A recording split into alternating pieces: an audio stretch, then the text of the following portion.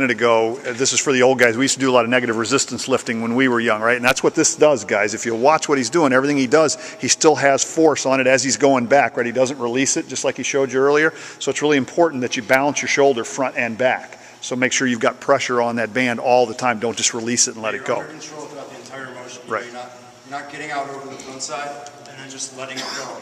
You're nice and slow and under control, because yeah, you're getting good resistance, good workout going back, just as you are going forward.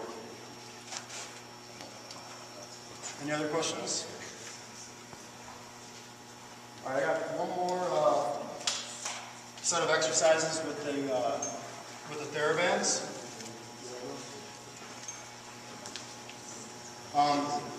So we did this every day before we threw as kind of a stretch and building strength.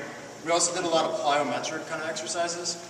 The day after we threw, we'd go through an intense leg workout just to flush everything, build our legs back up. So some of these exercises, I mean, there's a lot you can do with this band here.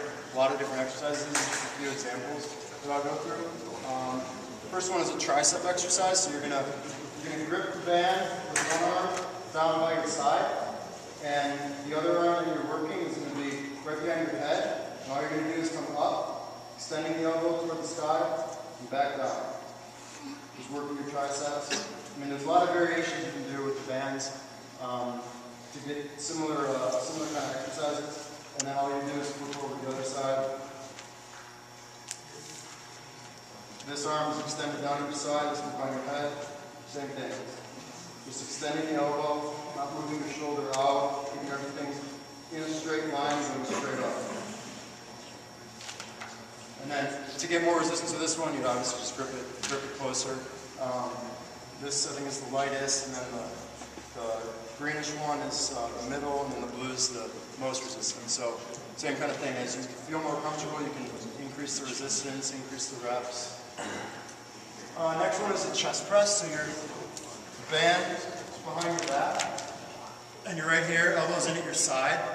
You want to make sure they're touching your side, and you're just going up with one arm and just alternating in a chest press.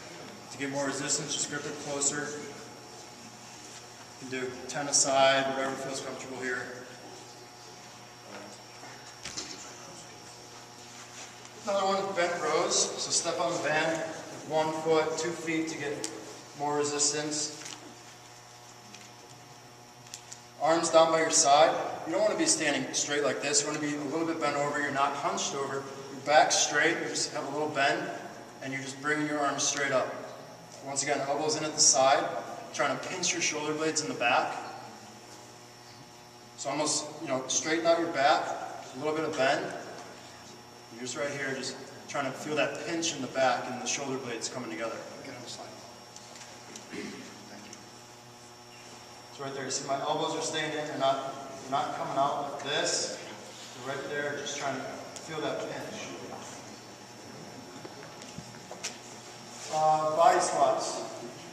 So once again, you can do this without the band even, but this is a big one that we did. We did a lot of variations of squats, just trying to build strength in our legs.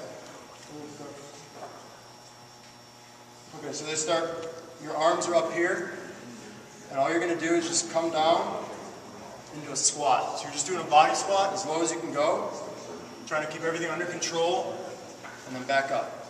I think squats are one of the best things for pitchers' legs. Not even with weight, body squats, jump squats. So a lot of different variations that you can do. Band just adds a little bit of resistance.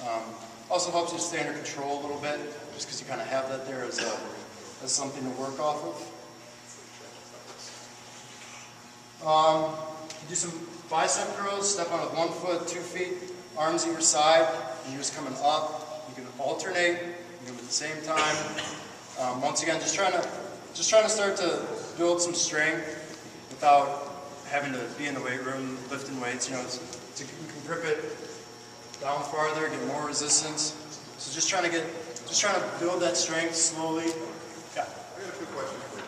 In your college, when you played in your college career, you see that you're substituting more band work and isometric work for actual plate work? For actual what? Actual plate work. Are you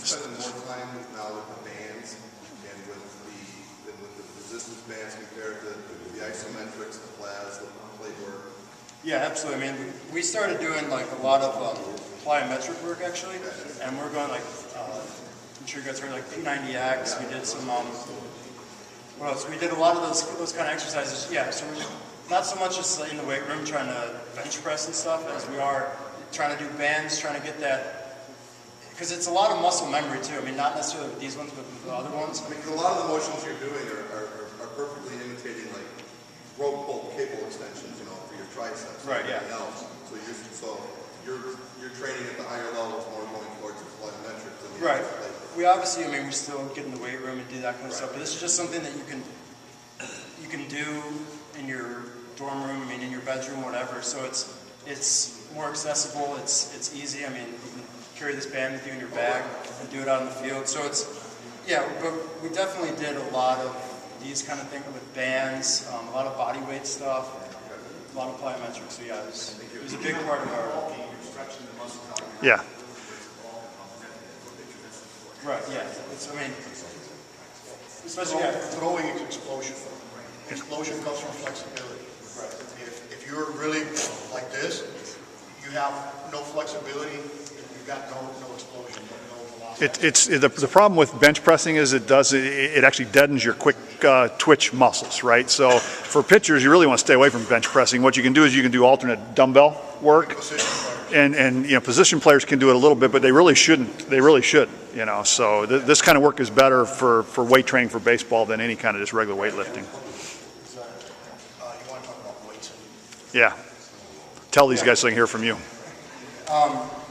For pitchers and even position players, stay away from anything that goes overhead. So anytime that your elbow is going to get above shoulder level, I'd stay away from. It's asking for some kind of arm surgery, some kind of arm problems. You can do almost all the exercises, you know, without having to go over your head. Even like when I did the alternating chest press, if you think about bench press, you're bringing your elbows down below, I guess your body level when you're laying down. So when you're on the floor there, you're not able to do that. You're right here and you're just coming up.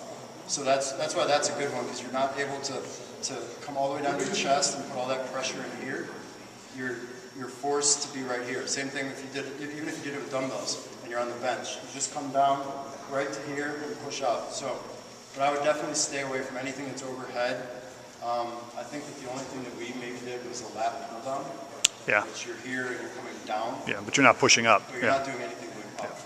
So, The other one for bench press is get a foam ball, put it on your chest, and make sure the bar doesn't go past the foam ball. Yeah. Because you don't want to do this. It tears these muscles over time. You're done. Yeah, every orthopedic. Football, for those of you guys that are in football, you got to be really careful, because football is about getting big and strong. So you do a lot of these things. Baseball is about it's strong, but it's very flexible. Right? When you look at Ty pitch, his muscles, his strap goes all the way out here. That's flexibility. Okay? You want to stay flexible, and it's different football versus baseball. yeah. When we went in the weight room, we weren't trying to go in and max out. We weren't trying to see how much we could squat, see how much we could bench. We were more trying to do a weight that was comfortable for us and do 20 reps. You know, trying to do low weight, high reps rather than do 5 at a ridiculous weight. Because, I mean, you're trying to build strength, you're trying to build endurance, you're not just trying to bulk up. So that's not going to help you throw harder. That's not going to, I mean, as Army said, it's all about flexibility, and that's just going to slow you down. This one, lateral row, stepping with 1 foot, 2 feet. Start with your arms at your side. Good posture. Shoulders they're not up here in your neck. They're down. They're in a comfortable position. And all you're doing is you're coming up with your arms, holding for a second, and back down. It's important when you come up, though, that you don't let your shoulders creep up. You want to keep them down. You can almost pinch them a little bit at the start position here, and try to hold that position. So it's slow. It's under control. It's not trying to fly through as fast as you can. I mean, if you only do 10, that's fine, as long as it's slow and under control. Come up to about shoulder height, and then back down. Lunges, another thing that we did a lot of variations of lunges as part of our plyometrics.